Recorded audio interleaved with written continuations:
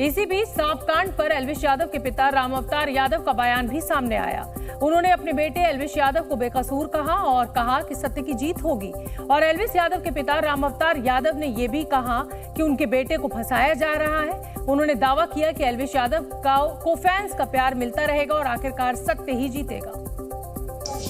प्रसिद्धि के साथ ये चीजें भी आती है, आज पता लगा एक तरफ प्रसिद्ध हुआ, ये चीजें भी आई जब इसका कोई कोसों तक लेना देना ही नहीं है, वो अपने काम में तुझे मेहनत मजदूरी कर रहा है, पता नहीं किसको क्या तकलीफ है तो वही बता सकता है। और सिर्फ एल्विश के परिवार वाले ही नहीं, जिन 5 लोगों को पुलिस ने गुरुवार को गिरफ्तार किया उनके परिवार वाले भी डरे सहमे दिखे। एल्विश का एजेंट कहे जाने वाले राहुल की बहन ने मीडिया के सामने आकर राहुल को निर्दोष बताया। साथ ही ये भी दावा किया कि राहुल एल्विश को नहीं जानता। राहुल की बहन ने बताया कि राहुल बीन पार्टी के लिए बुकिंग लेता है और किसी ने उन्हें 21,000 रुपए में बुकिंग दी थी और बुकिंग के लिए ही राहुल सेक्टर 51 पहुंचा था। भाई ने भी अपनी बीन पार्टी का वीडियो अपलोड कर रखा है, तो उसने ये वीडियो से किसी का कॉल आया कि ऐसे ऐसे मतलब ये सांप वगैरह मतलब ऐसे वीडियो करवानी है, आप वो मतलब ढोल वगैरह बीन पार्टी चाहिए आपकी और आप आ जाना, किसी बर्थडे पार्टी में है और किसी जगह का नाम वगैरह बताए इनको। ये लोग वहाँ पर गए।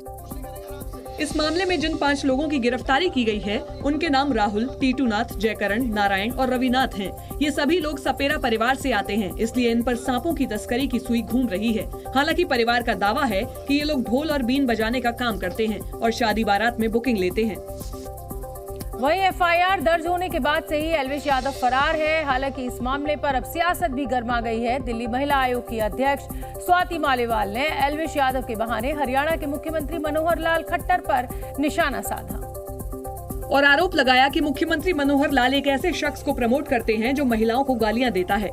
स्वाति मालीवाल ने अपने सोशल मीडिया अकाउंट एक्स पर लिखा कि यूट्यूबर एल्विश यादव पर एफआईआर हुई है। आरोप है कि एल्विश यादव रेव पार्टी करवाता है जिसमें नशे के लिए सांप का जहर इस्तेमाल होता है। इस आदमी को हरियाणा के सीएम मंच से प्रमोट करते हैं। एक तरफ साक्षी मलिक और बजरंग पूनिया जैसे टैलेंट सड़कों पर डंडे खाते हैं और हरियाणा सरकार ऐसे लोगों को प्रमोट करती है। इसकी वीडियो में आपको लड़कियों पर अश्लील टिप्पणियां मिलेंगी, गाली गलौज दिखेगी। वोट के लिए नेता कुछ भी कर सकते हैं। दरअसल बिग बॉस OTT 2 सीजन जीतने के बाद जब एल्विश यादव हरियाणा लौटे थे तो मुख्यमंत्री ने एल्विश का सम्मान किया था और इस दौरान मंच पर सीएम मनोहर लाल और एल्विश साथ साथ नजर आए थे। और यही वजह है कि जब एल्विश का नाम रेव पार्टी से जुड़ा तो मुख्यमंत्री मनोहर लाल पर भी सवाल खड़े किए जाने लगे। इसी बीच मेनका गांधी भी मीडिया के सामने आई और एल्विश यादव की गिरफ्तारी की मांग की।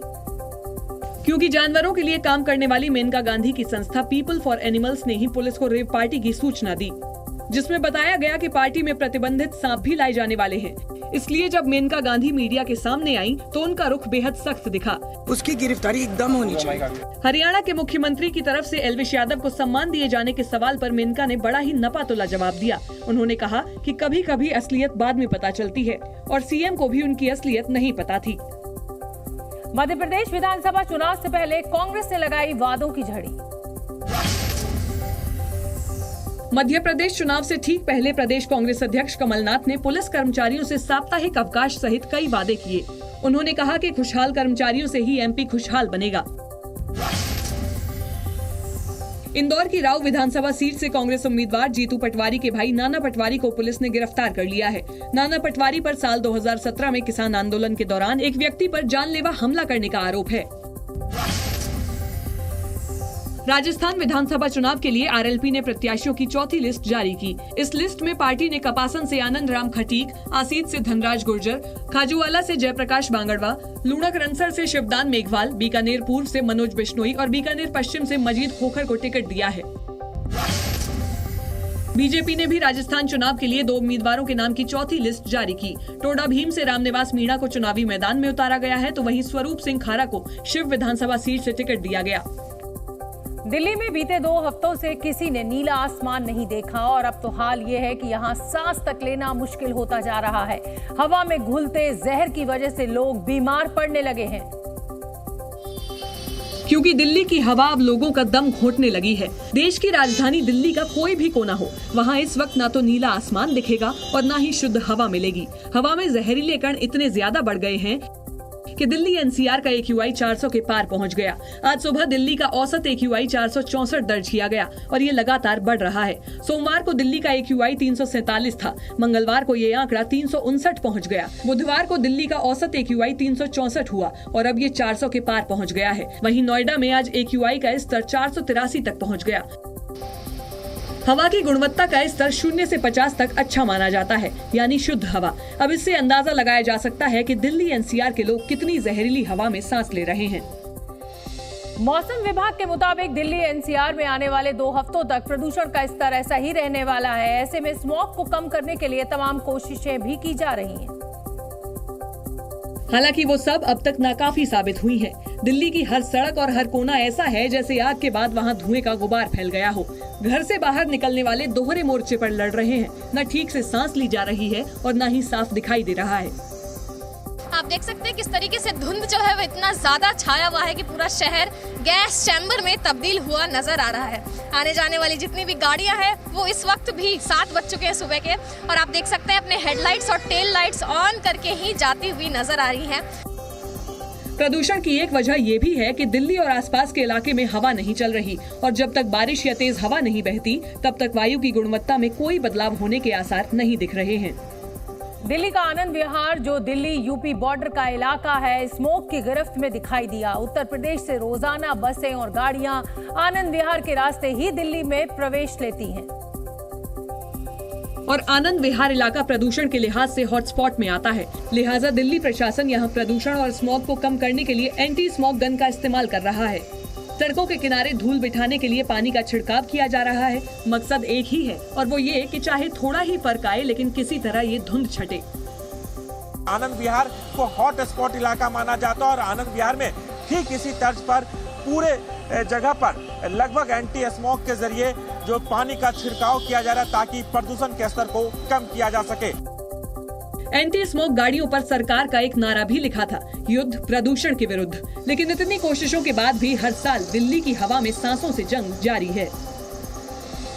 नवंबर में उत्तर भारत में ठंड की दस्तक हो जाती है। ऐसे में लोगों को ये भी लगा कि प्रदूषण नहीं बल्कि कोहरा है, लेकिन जब घर से बाहर कदम निकाला तो प्रदूषण ही निकला और प्रदूषण का ये कोहरा हर सांस के साथ महसूस हुआ। और इस वक्त यही दिल्ली के लोगों की सबसे बड़ी मुसीबत बना हुआ है। मुझे तो पहले लगा कि यहाँ पर ठंड की वजह से कोहरा है, लेकिन कोहरा नहीं, ये वाकई में पॉल्यूशन भरा हुआ है। रोज मॉर्निंग वॉक पर निकलने वाले लोग भी अब सोच में पड़ गए हैं कि ऐसे स्मॉग में सैर करने से उन्हें कुछ फायदा होगा भी। आंखों में जलन होती है, सफोकेशन फील होता है, सांस लेने में तकलीफ होती है, काफी पोल्यूशन है जिससे परेशानी तो है। दिल्ली की हवा में अब ऑक्सीजन कम है और कार्बन मोनोऑक्साइड, सल्फर डाइऑक्साइड जैसे दूषित कण ज्यादा। तो बहुत ज़्यादा प्रॉब्लम हो रही है वर्कआउट करने में, रनिंग करने में या स्किपिंग करने में। ब्रीदिंग में बहुत जलन सी होती है आंखों में और नाक वगैरह में।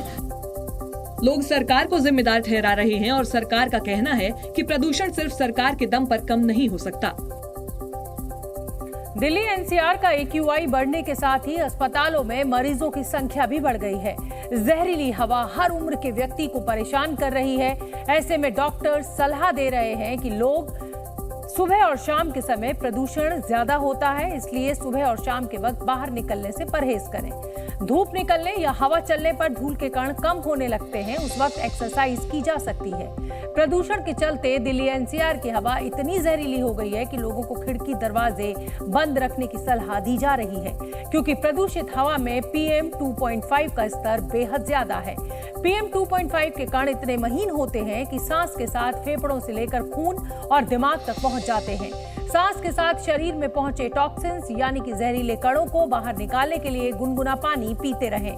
साथ ही 4 दिन से ज्यादा खांसी जुकाम होने पर डॉक्टर को जरूर दिखाएं। Z News।